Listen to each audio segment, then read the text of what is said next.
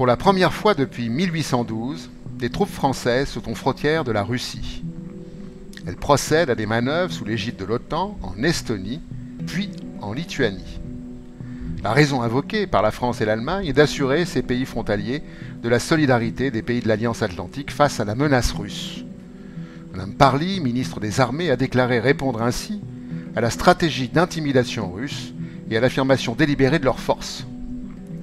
Les titres des médias tels que le JDD ou RTL, toujours prompts à relayer la propagande, parlent de menaces russes sans en démontrer la réalité.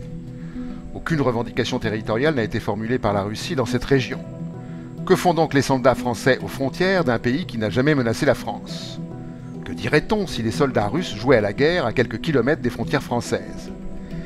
Mme Parly et son homologue allemande invoquent les manœuvres effectuées par la Russie sur son territoire, l'OTAN désignant celle-ci comme préparatoire à un conflit de grande ampleur.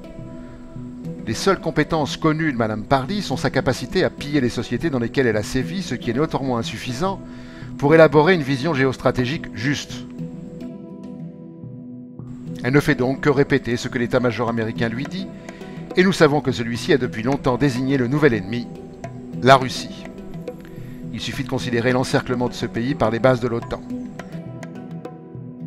La surenchère dans les discours, la recherche de provocation ne sont pas la diplomatie.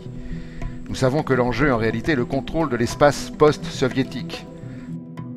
L'Allemagne est agitée à nouveau par ses tropismes, les États-Unis voient une occasion de domination et d'extension de son influence, et la France, n'ayant aucune réflexion en politique étrangère, adopte un suivisme dangereux.